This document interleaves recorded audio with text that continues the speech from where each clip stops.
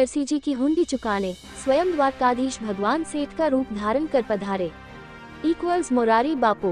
गुलाबपुरा रामकिशन वैष्णव स्थानीय सार्वजनिक धर्मशाला में चल रहे श्री दिव्य चातुर्मास सत्संग महामहोत्सव में श्री भक्तमाल कथा, भक्त चरित्र, 7 दिवसीय नरसिंह भगत की कथा एवं नानी बाई का मायरा कथा का वाचन किया गया तथा व्यास श्री 1008 महामंडलेश्वर श्री दिव्य मोरारी बापू ने श्री नरसिंह जी भगत की कथा नानी बाई का मायरा एवं श्री दामोदर भक्त की कथा में श्री नरसिंह जी की हुंडी के बारे में बताया कि संतों को व्यथित देखकर श्री नरसिंह जी की हुंडी चुकाने के लिए स्वयं श्री द्वारकाधीश भगवान सेठ का रूप धारण कर कंधे पर रुपयों की थैली रखकर संतों के निकट पधारे और बोले, श्री नरसिंह जी की हुंडी किसके पास है?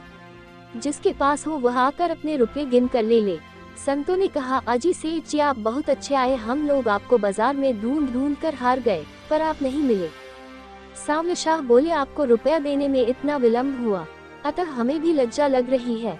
विलम्ब का कारण यह है कि मैं बाजार में नहीं मिलता हूँ। मेरा निवास एकांत में है और इस बात को कोई भगवान की भक्ति ही जानते हैं। ये लीजिए अपने रुपये और उनसे अपना कार्य कीजिए।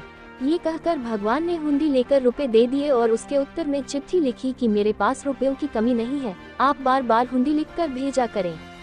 संत जन द्वारिकापुरी का दर्शन करके लौटे और श्री नरसिंह जी को सांवल शाह की चिट्ठी दी। उसे पाकर श्री नरसिंह जी प्रेमानंद में डूब गए और उन्होंने संतों को गले से लगा लिया तथा व्यास श्री मोरारी बापू ने भक्त चरित्र श्री दामोदर जी की कथा में बताया कि श्री दामोदर जी किशनगढ़ राजस्थान से कुछ दूर पूर्व दिशा में कचरिया नामक ग्राम में पंडित श्री केशवानंद जी नाम के ब्राह्मण रहते थे। उनके यहाँ युगल किशोर की उपासना थी। इन्हीं की कृपा से पंडित जी को दामोदर नामक पुत्र प्राप्त हुआ। पूर्व संस्कारों के प्रभाव से कुमार अवस्था में ही इन्हें वैष्णव धर्म चरण में निष्ठा हो गई और आप भजन पाठ में लग गए।